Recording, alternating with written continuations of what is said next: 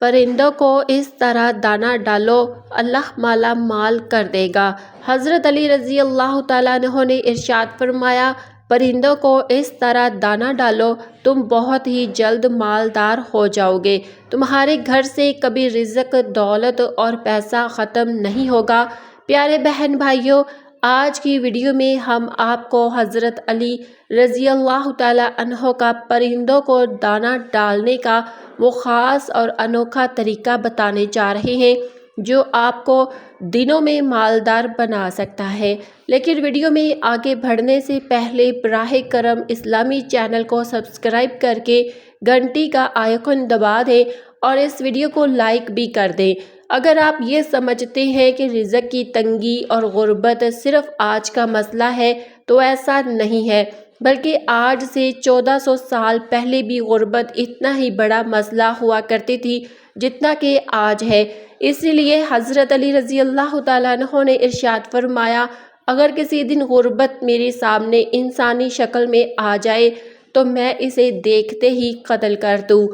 ایک اور موقع پر آپ نے فرمایا، غربت اتنی بدترین چیز ہے کہ یہ اپنے ہی شہر میں انسان کو اجنبی بنا دیتی ہے۔ ایک شخص حضرت علی رضی اللہ تعالیٰ عنہ کی خدمت میں حاضر ہوا اور عرض کرنے لگا، یا علی، میں غربت اور تنگدستی سے پریشان ہوں اور مالدار بننا چاہتا ہوں۔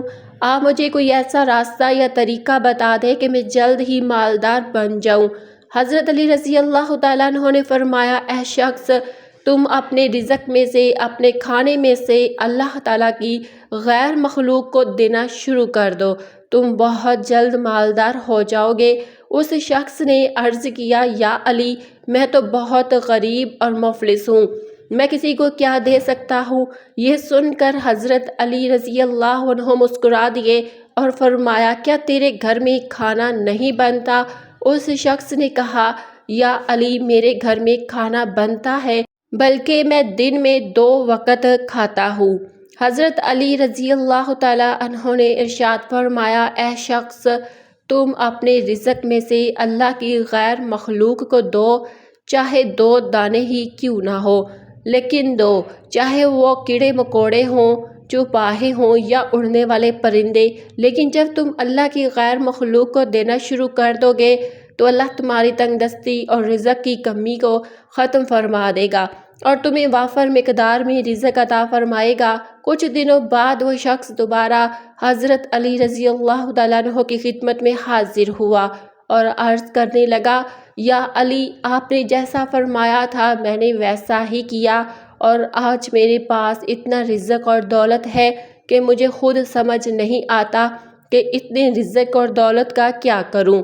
حضرت علی رضی اللہ تعالیٰ عنہ نے ایک اور موقع پر ارشاد فرمایا، پرندوں کو دانہ ڈالو، کیونکہ میں نے نبی کریم صلی اللہ علیہ وسلم سے سنا ہے کہ جس گھر میں پرندوں کو دانہ اور پانی ڈالا جاتا ہے اس گھر میں رزق کی تنگی نہیں آتی۔ اب سوال یہ ہے کہ پرندوں کو کس خاص طریقے سے دانہ اور پانی ڈالنا ہے۔ جب آپ صبح سو کر اٹھے تو ناشتہ کرنے سے پہلے، یعنی کچھ بھی کھانے پینے سے پہلے، آپ نے سب سے پہلے پرندوں کو دانہ اور پانی ڈال دینا ہے۔